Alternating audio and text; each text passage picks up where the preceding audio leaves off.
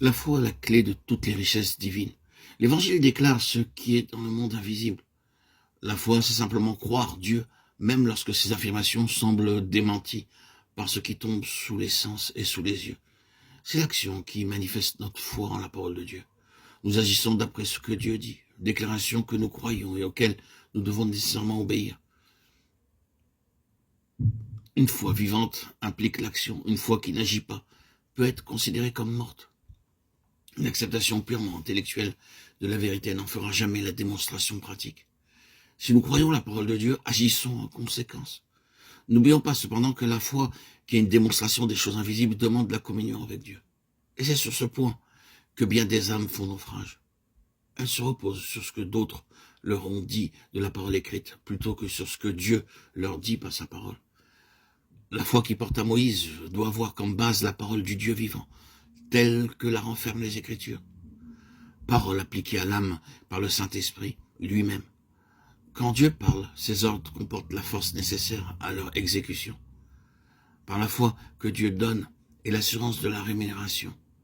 Le voir, lui parler face à face. Nous aussi, nous pouvons détourner des regards du monde et des choses de ce monde et déclarer que nous cherchons une meilleure patrie, la céleste. Mais aussi, nous pouvons nous détourner des plaisirs du péché, de la recherche du moi et choisir le chemin de la croix. Nous pouvons enfin nous détourner des richesses auxquelles d'autres s'attachent et estimer l'opprobre de Christ comme des trésors surpassant toute autre chose. La foi qui compte l'opprobre comme une richesse et par là même une démonstration, une manifestation. Et nous faisons l'expérience que notre légère affliction du moment présent produit pour nous au-delà de toute mesure un poids éternel de gloire. Parce que nous regardons non pas aux choses visibles, mais à celles qui sont invisibles et éternelles.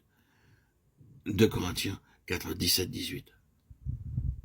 Moïse renonça au plaisir du péché, nous est-il dit. Peut-être avons-nous pensé qu'il s'agissait là des plaisirs du monde auxquels nous avons aussi renoncé. Mais ne peut-il pas y avoir dans nos vies chrétiennes une certaine recherche de ce qui nous plaît, de ce que nous aimons, une recherche de ce qui satisfait et favorise le moi? Pour Moïse, ces plaisirs qui se trouvaient à la cour de Pharaon, ces trésors de l'Égypte, c'étaient ceux de l'intelligence. C'étaient des joies d'un milieu cultivé, de l'intimité avec des hommes d'un esprit supérieur. Certes, nous admirons grandement Moïse, et nous pensons volontiers que nous aurions fait comme lui. Mais examinons nos vies.